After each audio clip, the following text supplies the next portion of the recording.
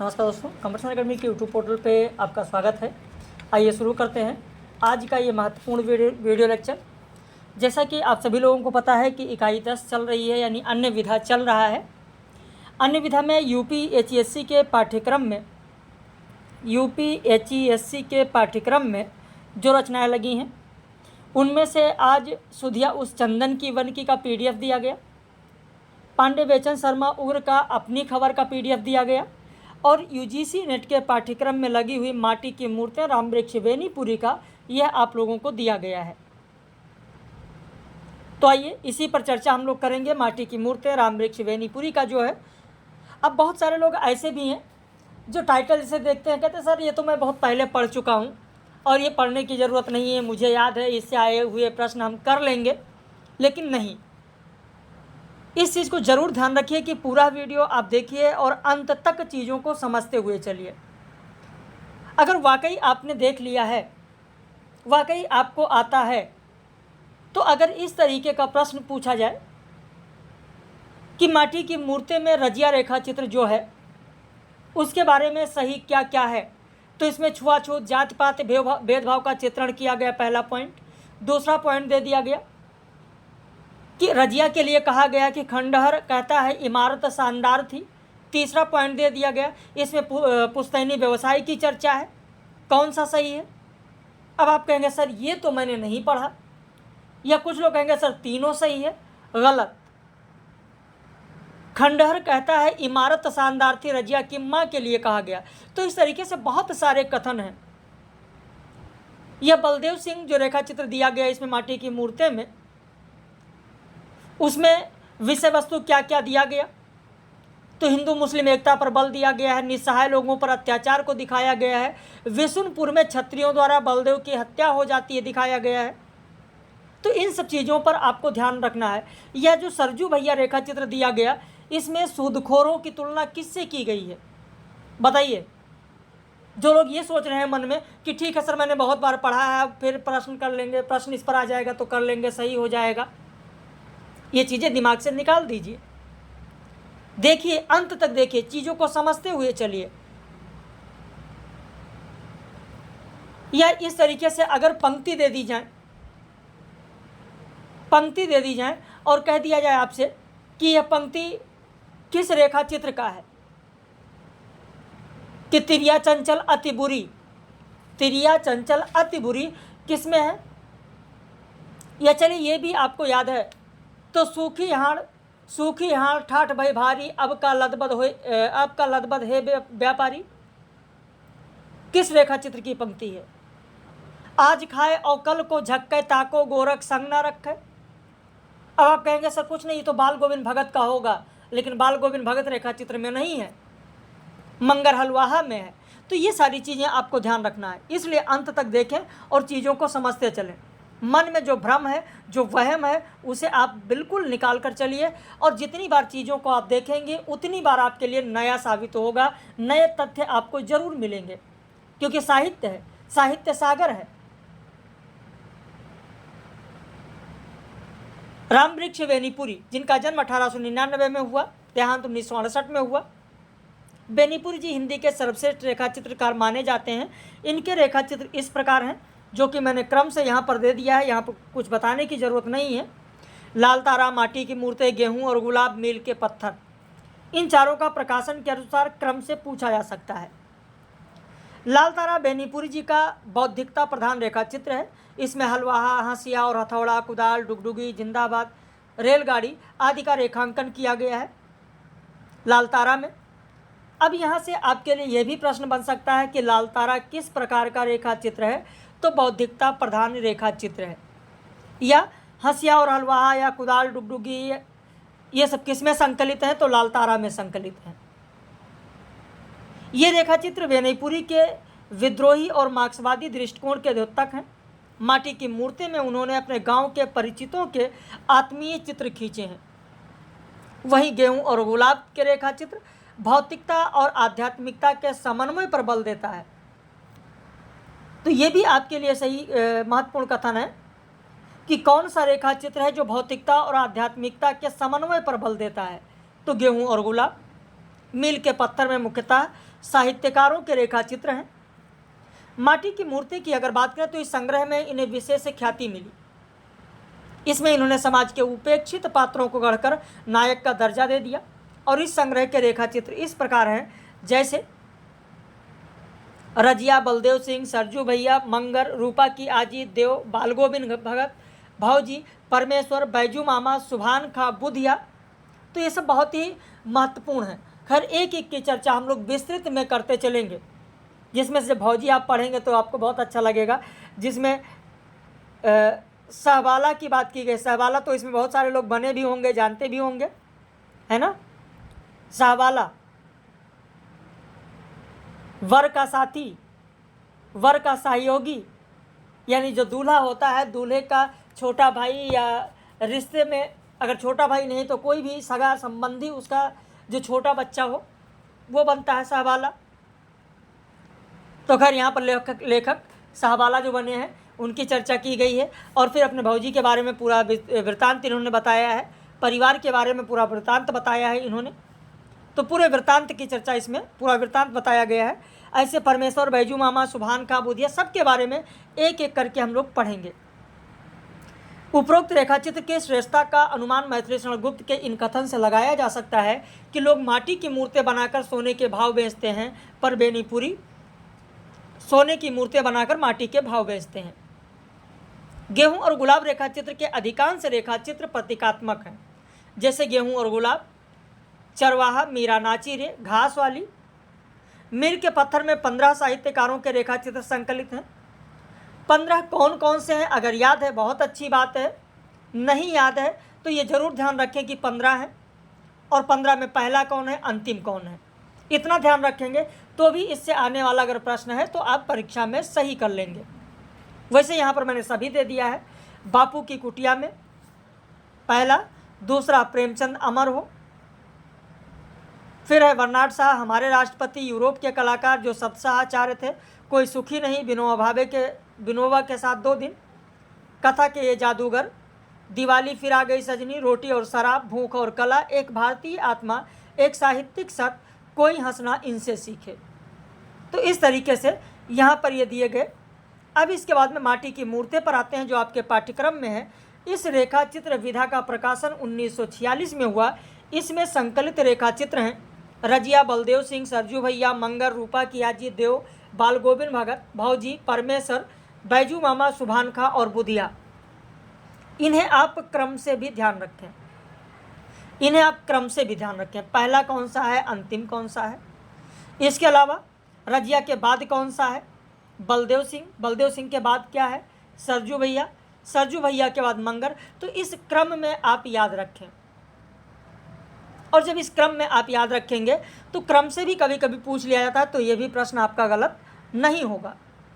इस रेखाचित्र के सभी पात्रों के बारे में बेनीपुरी जी हजारीबाग सेंट्रल जेल में रहते हुए लिखा है कि ये मूर्तें ना तो किसी आसमानी देवता की होती हैं और ना अवतारी देवता की। गांव के ही किसी साधारण व्यक्ति मिट्टी के पुतले ने किसी असाधारण अलौकिक धर्म के कारण एक दिन देवत्व प्राप्त कर लिया, देवता में गिना जाने लगा, और गांव के व्यक्ति के सुख दुख का दृष्टा सृष्टा बन गया। मैं साफ कह दूं, ये कहानियां नहीं, जीवनियां हैं। ये चलते फिरते आदमियों के शब्द चित्र हैं। मानता हूं कला ने उन पर पच्चीकारी की है, किंतु मैंने ऐसा नहीं होने दिया कि रंग रंग में मूल रेखाएं ही गायब हो जाएं। मैं उसे अच्छा रसोइया नहीं समझता जो इतना मसाला रख दे कि सब्जी का मूल स्वाद नष्ट हो जाए। कला का काम है जीवन को छिपाना नहीं, उसे उभारना है। कला वह जिसे पाकर जिंदगी निखर उठे, चमक उठे। फिर मैथिली शरण गुप्त का ये कथन है जो मैंने अभी आपको ऊपर बताया। अब इसके बाद में एक एक की चर्चा यहाँ पर हम लोग करेंगे। जैसे पहले रेखाचित्र रजिया की अगर बात करें तो रजिया एक मुसलमान चूड़ीहारिन है, उसके पति का नाम हसन है। बहुत दिनों बाद लेखक की मुलाकात रजिया से होती है पटना में, लेकिन उससे पहले इस रेखाचित्र में कॉपी पेन आपके पास होना चाहिए। जितनी चीज़ें बताते चलें वो ज़रूर ध्यान रखें। रजिया नामक रेखाचित्र में पहला पॉइंट आप लिखें कि इसमें छुआछूत, जातिपात, भेदभाव का चित्रण है। छुआछूत, जाति पात, भेदभाव का चित्रण है।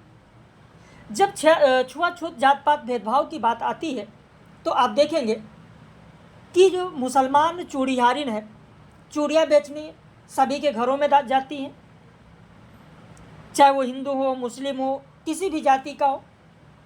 लेखक कहते हैं कि एक बार जब चूड़ियाँ बेचने वो आई थी, मैं छोटा था और मैं बैठे आंगन में खाना खा रहा था, और जब ये पहुंचती है तभी अंदर से आवाज़ आती है, मौसी ने कहा, देखना बबुआ का खाना मत छू लेना, बबुआ का खाना मत छू लेना। यानी यहाँ किसकी बात हुई है? छुआछूत की बात हुई, जाति पात की बात हुई, हिंदू मुसलमान की बात हुई, भेदभाव का चित्रण किया गया। और उसी आवाज़ के साथ मैंने देखा कि यह अजीब रूप रंग की लड़की मुझसे 2-3 गज आगे खड़ी हो गई, और फिर यह रूप रंग सचमुच अजीब था। ठेठ हिंदुओं की बस्ती है मेरी, और मुझे मेले पेठिए में भी अधिक नहीं जाने दिया जाता, क्योंकि सुना है बचपन में मैं एक मेले में खो गया था, और मुझे कोई अवघड़ लिए जा रहा था कि गांव की एक लड़की की नज़र पड़ी और मेरा उद्धार हुआ। तो इसीलिए मैं एकमात्र मौसी का एकमात्र धरोहर के रूप में था। तो यहाँ पर जाति पात की बात हुई। आगे आप देखेंगे, कहते कि जब वो पटना में मिली तो लेखक कहता है कि इन दिनों मैं पटना में था, यूँ कहिए पटना सिटी में एक छोटे से अखबार में था, पीर बावर्ची भिश्ती की तरह। यूँ लोग समझते हैं कि मैं संपादक ही हूँ। उन दिनों ना इतने अखबार थे, ना इतने संपादक, इसलिए मेरी बड़ी कदर थी। और एक दिन पान की दुकान पर खड़ा पान खा रहा था, मेरे कुछ प्रशंसक भी थे। तभी एक लड़का आता है, कहता है, बाबूजी वह औरत आपको बुला रही है। और मैं वहाँ पर खड़ा खड़ा ये देख रहा था, हिचक गया। यानी यहाँ पर भेदभाव, ऊंच नीच का जिक्र किया गया है कि कहाँ मैं एक पत्र का संपादक और कहाँ वो एक साधारण सी औरत।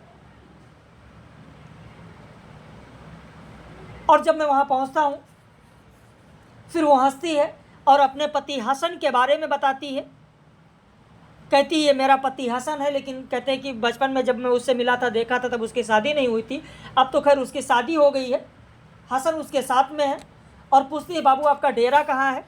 मैं थोड़ा हिचकता हूँ। कहती नहीं हिचकिए नहीं, मैं अकेले नहीं आऊँगी, मैं अपने इस पति हसन के साथ ही आऊँगी।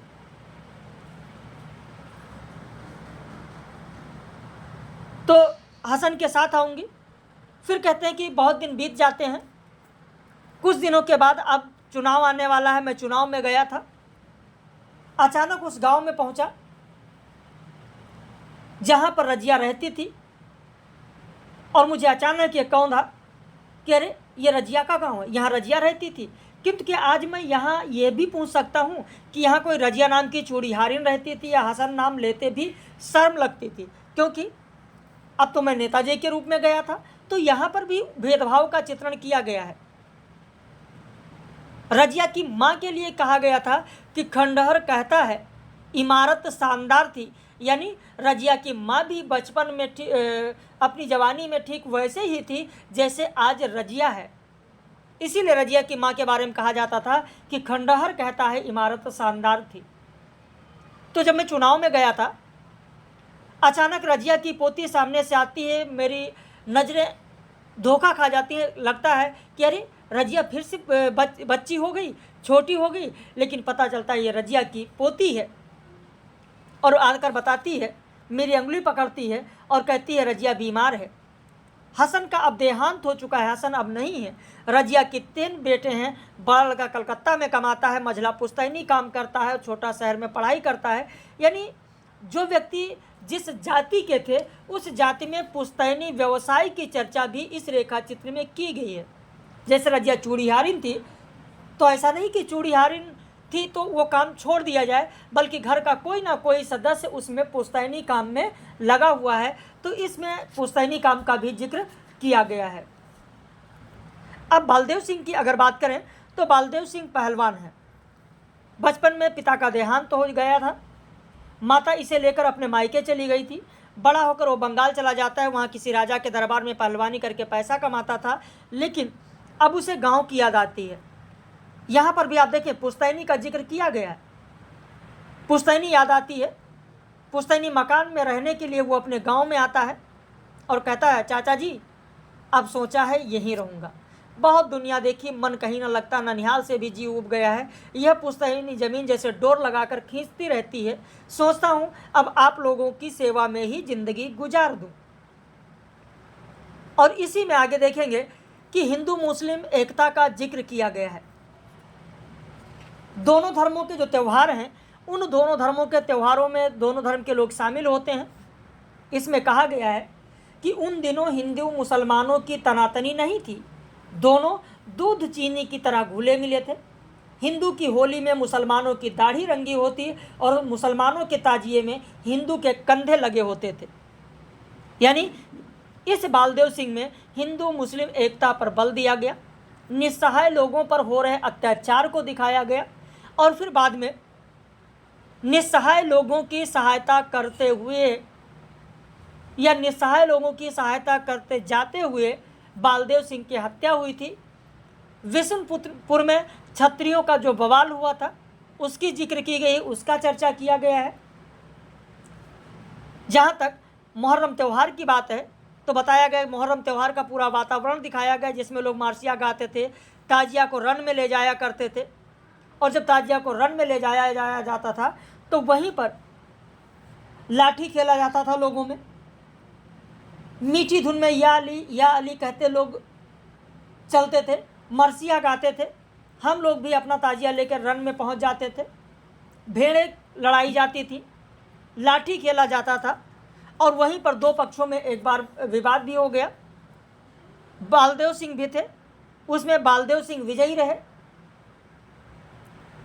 और फिर आगे बालदेव के बारे में चर्चा की गई है कि अगर शेरशाह या शिवाजी के दिन होते तो बालदेव सिंह फौज में होते, सिपाही से होते होते आज सूबेदार हो गए होते। तो यहाँ पर शेरशाह और शिवाजी के शासन का जिक्र किया गया है, इसे भी आपको ध्यान रखना। शेरशाह और शिवाजी के शासन का जिक्र किया गया है। अंत में जमीन के विवाद के निपटारा करवाने के समय बिशुनपुर में विवाद हो गया। विशुनपुर के जो विवाद की बात है, विशुनपुर के विवाद का चित्रण भी बहुत ही इस तरीके से किया गया है। जैसे आप देखेंगे कहा गया है कि बिशुनपुर उस दिन कुरुक्षेत्र बना हुआ था, यानी किस रेखा चित्र में या किस स्थान को माटी की मूर्ति में किस स्थान को कुरुक्षेत्र, किस स्थान की तुलना कुरुक्षेत्र से की गई है, तो विशुनपुर की। कहा गया है कि विशुनपुर उन दिनों कुरुक्षेत्र बना हुआ था, बीच में वह आम का पेड़ निर्द्वंद खड़ा है, दोनों ओर प्रतिद्वंदियों की जमात लगी है, भालों की फलियां धूप में चमचम कर रही हैं, गड़ासे दिन में ही चांद के से चमक रहे हैं। फरसे किसकी याद दिला रहे हैं? परशुराम जी का फरसा तो आपको जानते ही होंगे। फरसे किसकी याद दिला रहे हैं? परशुराम जी की याद दिलाते हैं। लाठियां कैसी उछल रही हैं? धामिन सांप की तरह। हाँ, तलवार की बहुत ही कमी थी, क्योंकि उस पर अंग्रेजी राज की शनि दृष्टि पड़ चुकी थी। पर लठैतों का यह मानना है कि जो मार भाले और फरसे की होती है वो तलवार की कहाँ। और बोलो महावीर स्वामी की जयकार हो करते करते और दोनों में युद्ध हो गया और विशुनपुर में है बालदेव की हत्या कर दी जाती है। तो जो बालदेव सिंह है, ये बालदेव सिंह एक विधवा स्त्री थी, उसी का ज़मीन उसके पट्टीदारों ने ले लिया था, उसी का निपटारा कराने के लिए गए थे और वहीं पर इनकी हत्या हो जाती है। इसके बाद में सरजू भैया रेखा चित्र की बात करें तो लेखक के अनुसार सरजू भैया लेखक के पड़ोसी हैं। वैसे इनके नाम को भी लेकर कहा गया है सरजू। गंगा, जमुना, सरजू नदियों का नाम है और इन नदियों का जो नाम है, नदियों का नाम से ही पहले ही रेखा चित्र में पहली ही लाइन में कहा गया है कि सरजू मैया नहीं, सरजू भैया। ये हमारे गांव की विशेषता है कि कभी कभी मर्द गंगा, यमुना या सरजू हो जाते हैं। इस बारे में औरतें ही सौभाग्यशालिनी हैं, प्रायः उनके नामों में ऐसे अनर्थ नहीं होते। कहते सरजू भैया हमारे पड़ोसी हैं। सरजू भैया के कोई छोटा भाई नहीं था, इसीलिए जब मेरा जन्म हुआ, मैं छोटा था, मैंने प्रथम संतान के रूप में ही अपनी माँ की गोद भरी। अतः हम दोनों ने परस्पर एक नाता जोड़ लिया, वो मेरे बड़े भाई और मैं उनका छोटा भाई।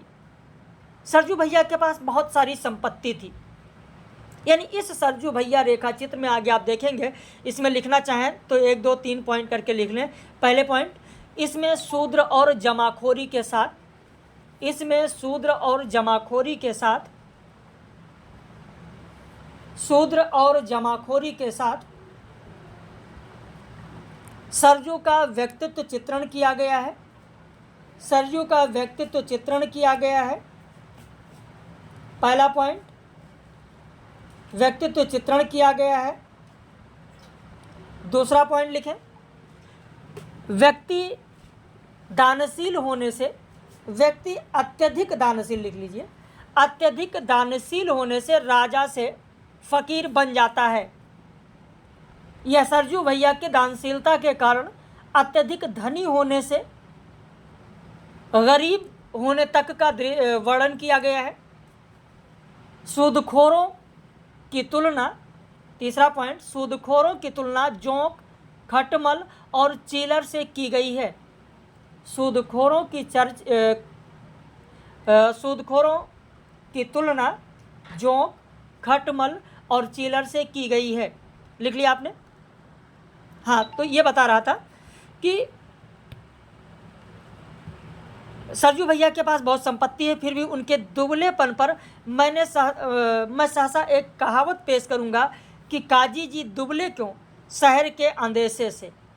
काजी जी दुबले क्यों, तो शहर के अंदेशे से। अब यहाँ शहर के अंदेशे से मतलब ये कि सरजू भैया की जो ये हालत थी वो अपने कारण नहीं थी, दूसरों के चलते थी, तभी ये कथन कहा गया, ये कहावत कही गई है। यानी पराये उपकार के चलते उन्होंने न सिर्फ अपना शरीर सुखा लिया बल्कि अपनी संपत्ति की भी कुछ कम हानि नहीं की।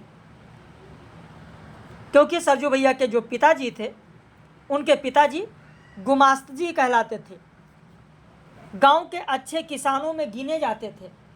चौपाल साफ सुंदर उनका मकान, अच्छा खासा बैठक खाना था, जहां सरजू भैया की ये राम मड़ैया बनी हुई है।